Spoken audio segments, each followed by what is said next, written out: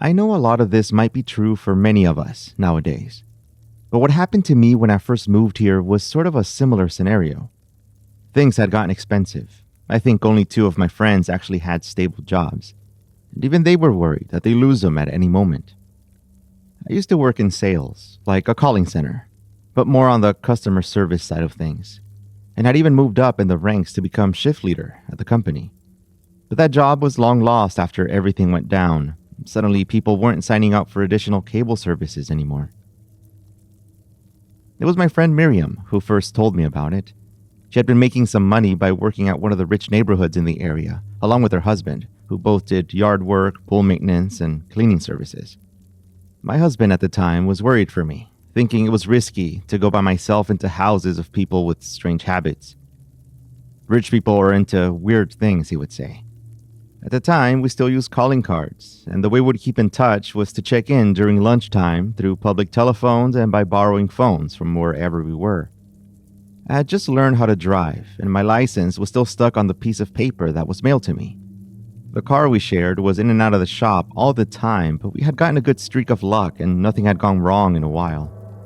I remember avoiding thinking about it to hopefully keep it that way. It was a good idea, though. I could make flyers, post them up by their schools and parks, and maybe get some customers that way. Soon, I would have no other option but to try it out. My husband came home from work one day, upset over something that had happened at work. He initially said that he had been asked to take a couple of weeks off while the company got itself together. But we both knew that it was over and that he would have to find a new place to work. When I think about it now, I see just how bad the situation had gotten. We were counting the number of things in the refrigerator, shopping with only coupons and with the 99-cent stores in order to get what we needed. Our family would never be able to start this way. We needed to make something work already. That same night, I wrote out my information on pieces of notebook paper with a Sharpie and walked toward the houses by the nice neighborhoods. I felt odd taping it to the perfectly clean light posts, but I had no other choice. I kept walking, and for another hour I went through most of the area posting my flyers until I ran out. I went home, making sure that the volume of the phone was up and that I'd be able to hear it in case anyone called. But at least for that night, nobody did. Maybe I could sell things. A food license wasn't too expensive. Sandwiches, breakfast burritos, or fruit bowls. For several days, my husband would go out early in the morning to ask for work, and I would start walking around their houses in the neighborhood to ask if they wanted cleaning services. Some were clearly not interested, and others just didn't answer. I told my husband about going slightly higher up the hills to leave some flyers. He wasn't too happy about that, but knew that we both needed to sacrifice something. Otherwise, the landlord would kick us out. We had already fallen behind the month before. The area was very nice, as expected. There were hardly any people walking around a very beautiful park.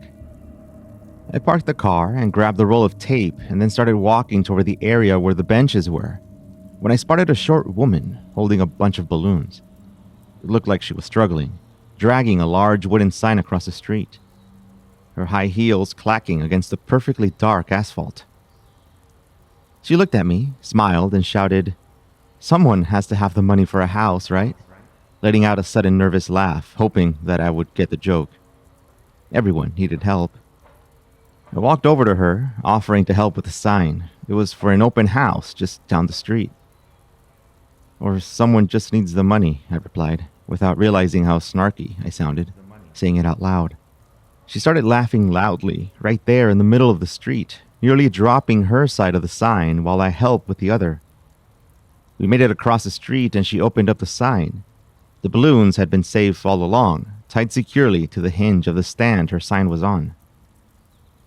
I saw her glance over at my flyers, whispering, "Cleaning services," and her eyes lit up.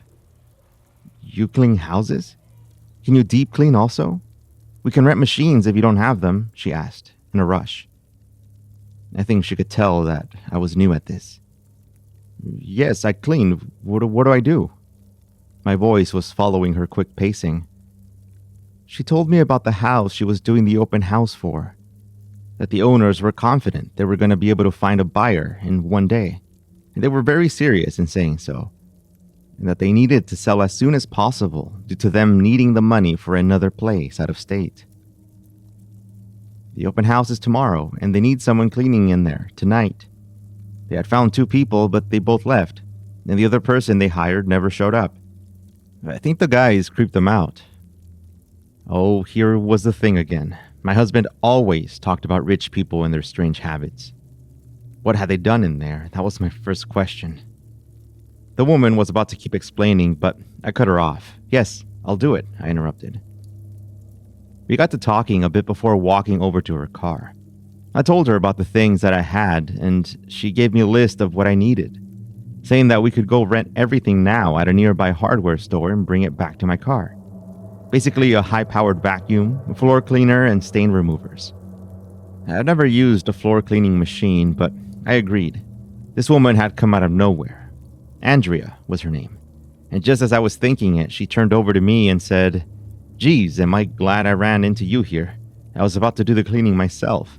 I mean, they're the ones paying." Did they say how much they're paying? $1,500, and they're paying for the equipment, gas, and disposal. You just have to load up the trash and take it to them. Honestly, I couldn't believe it. That was almost twice the money I needed for 2 months. Things were different, of course, much cheaper, but still, it was a lot of money back then. They need their trash? I asked. Andrea told me that the owners hadn't gotten the chance to go through everything yet, that their trash disposal services were cut off already, so they wanted to sort everything out on their own. But the instructions were clear. Put everything in the trash bags when I was done, leave them by a place off of Travenito Street, and go home. She said that some of the work had already been done, and that all I would have to do was load up everything, and the money would be in the mailbox. And so we got to the hardware store. A payphone was by the entrance, so I told Andrea I had to make a call, and that I would find her inside. But she insisted on waiting for me outside, and I made it quick. I called my husband, who was at home already, 4 p.m. by this point, and I told him that I had found a one-off job, and that it would take me a while, that I would call him back with the address. The machine was small, although heavy. The vacuum cleaner was just a regular one, the one with the red bucket that would be used for wet surfaces and stuff. We got some cleaning chemicals, brushes, and gloves, and hopped back in her car. I'd never met anyone like Andrea. So organized and chaotic at the same time. Her car had a trash can, smelled like lemon, and it was perfectly shiny from the outside. But her keychain had 1,000 keys, and she would drive without one of her shoes, retouching her makeup every time we ended up at a stoplight in a rush. There were 2 or 3 Kit Kat wrappers on the cup holders. Now, she said, their house has 4 rooms and a basement. They really need to get everything ready tonight. All the furniture stays, just make sure it's clean. We have 4 potential buyers showing up early tomorrow. I'm counting on you, she said, hopeful that everything would work out. I didn't think it would be such a difficult thing. I'd already gotten as much information as possible about the place. I was following her car with mine, all loaded up, around the neighborhood toward the house when I saw it. It looked brand new. A large front yard, plants everywhere. But there was something strange about it. When Andrea left and my car was the only one on the property, I felt trapped. She had left me with her business card saying that their phone line was still active in case I needed to get in touch, but that I would be fine. The large walls around the property seemed to be closing in on me, and it felt hard to leave. I meant that literally, although I knew that I couldn't leave now. The sun was about to set just as I entered the front door. I thought I would be alone.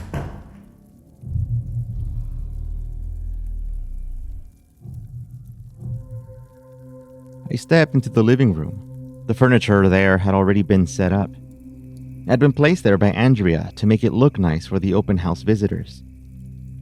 The instructions were to clean up the master bedroom, the basement, bathrooms, and kitchen. I started right away. I didn't want to be there past midnight. The kitchen looked simple enough, bright white walls and nothing on it but a large black trash bag by the refrigerator. I didn't know what I was supposed to clean.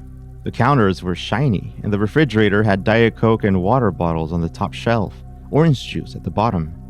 Still, I went back to the car to get the remaining cleaning supplies and came back with my bucket and mop. Everything was wiped clean. The floor was drying up, and I worked my way up toward the master bedroom with the vacuum, the spray bottles, and the broom. Again, the room was clean. I started to worry a little bit then. What if they realized that someone else had already done the job and refused to pay me? I walked into the bathroom. It was clean. Not a single hair on the sink. The mirror was streak-free and bright against the white lights coming in through the main room. I took out the cover and bed sheets to redo the bed. Clean. Fresh blankets, still smelling like laundry detergent, bright white, tightly wrapped around the mattress of the bed. I vacuumed anyway. Some people can tell if a place was clean by the streaks left behind by the vacuum. With that, I turned off the lights to the bedroom and was walking down the hallway when I heard something move from downstairs. I stood there, frozen. It had been a trap. I thought of all the shows on television about tragic stories that all started just like this. I couldn't move, and for 2 solid minutes I stood there, nearly holding my breath the whole time as I waited to hear something else. But nothing happened. It must have all been in my mind. And so I walked downstairs, looked at the bathrooms, sparkling clean. I don't know what it is, and I still have it many years later. That sense telling me that something's not right when everything appears to be. I stepped back toward the living room and looked at the place. No dust, no smells, no movement. I looked at the piece of paper Andrea had given me. The basement was the only thing left to clean. At the time, I felt relief knowing that I would step in there and see that nothing was left to do. That I would just have to kill time somehow. Just grab that trash bag from the kitchen and leave. If I called my husband now, he would worry, make a big deal out of this, and we would be back at square one. That's when I heard another sound. This time it was coming from the basement. It was dark out now, and the lights from the hallway were off, a place that was so long that the end of it simply vanished. The door was somewhere along the way, and I needed to get there to at least check for what I needed to get done in there. I talked to myself a little bit, pumping myself up to walk there, open the door and look at everything. I took a deep breath and walked over quickly, opened up the door, flicked on the light, and stepped down. Boxes, broken bottles, and a dark stain on the floor and on the east wall. A long trash bag was at the base of the stairs, blocking the entrance. I stepped back up to grab everything and just get ready to go to work. And it was tough, but I did it. The stains were gone, the floor was mopped, the chairs and counters wiped clean, and all the trash was collected in a separate trash bag by the east wall. It wasn't too bright in there, but I could tell that the place was clean. But as I stood there, I heard it again. A soft grunt coming from somewhere in the basement. I tried not to pay attention to it. The house was basically on a large field in the hills, so of course there would be animals out there, right? I just wanted to get out. I grabbed my things and walked everything upstairs in 3 trips, grabbing 2 of the boxes, stuffing them into the trash bags along with the paper towels and shards of glass, mixed with dust gathered on the dustpan. I just hopped over the trash bag at the base of the stairs the first few times. I put everything by the front door and then rushed back down the hallway. I grabbed the black trash bag, long, like a rolled-up rug, and tugged on it. But it moved. I could feel it squirm, the whole thing. I screamed and ran upstairs, pacing around the hallway before deciding to call Andrea from the phone in the living room. "Hello?" she answered. "Hi, Andrea, it's me from the cleaning service." "Oh, great, you're done?" she asked. "Pretty much, yeah. I'm just taking out the trash and..." "Great. That's what they wanted. Just take it out and we're good to go." She was in a rush again. "I think there's something..." and she hung up. I needed to get the bag out, get my money, and forget about the place. And so I ran to the basement and tugged at the bag with all my strength and made it up 3 steps. I could feel it squirming like a giant snake. My arms were weak by this point, but I grabbed the bag again and pulled. I didn't need to lift it up anymore. I could just drag it up the stairs. 4, 5, 6 more steps and I was almost at the top. With sweat rolling down my forehead now, I managed to get it past the door frame. I looked down at the basement. Everything cleared out by this point. Then I turned off the light. I brought everything to the front porch, and after shutting everything off but the kitchen light, as requested, I shut the door and stood there, in that dark deck. My car was as close as possible to that front door, so I started loading everything up, and soon, the trunk of that station wagon was packed, and all that was left was that strange dark bag. I pulled it down the steps and threw it on the back seat, stopping to take a breath and look at the directions Andrea had written for me about the place where to drop off the trash. Highway 17, exit 12, right on Treveneta Street, 4th house with the trash container on the side. I looked at the rearview mirror, the things in the back of the car completely blocking the headlights from the few cars that were out on the road that night. And that's when I heard it. A grunt, clearly coming from the back seat. My eyes widened as I tried to figure out what I was seeing in the black bag. It appeared to be moving, but I couldn't tell. The sounds were becoming louder and I was becoming even more nervous, my hands shaking against the steering wheel. I moved to the right lane and put my blinkers on for an exit at a gas station, and I rushed out. Without shutting off the car, I stepped out to call Andrea from the payphone by the door. "Hello?" she answered. "Are you done?" She knew it was me. "Andrea, there's something strange going on. Something's moving in one of the bags. I can hear something in there." "Hey," she interrupted, her tone changing completely. "We're paying you to do something easy. It was easy, right?" "Yes," I answered. "Listen, just drop everything off, get your money, and that's it." And she hung up. And so I drove for almost 15 minutes, looking behind me when I'd hear the bag move. I don't know how I managed, but finally I pulled up to the place. It was easy to find. Most houses there were empty. There were for sale signs on the front, and no cars were on the street. The trash container was open. I just took out the trash bags from the trunk, dumped them in, and soon all that was left was that long black bag from the back seat. I grabbed it, managed to get it to lean against the bin, lifted it, and then heard a grunt that stopped when it hit the other things inside. I walked up to the porch and opened up the black mailbox on the wall by the front door. I grabbed an envelope. I ran back to the car and opened it up. All $20 bills, even more than I was expecting. $1,700 in total. After dropping off the machine and vacuum, I got home, exhausted, and I told my husband about the house I had to clean without going into detail. And he asked if I thought I would get a call to work for them again, and I told him I didn't think so. For days, I paid attention to the news in case anything popped up about what I had encountered. But nothing ever did. These people knew what they were doing, and even if they found out anything, investigators would end up at the wrong house.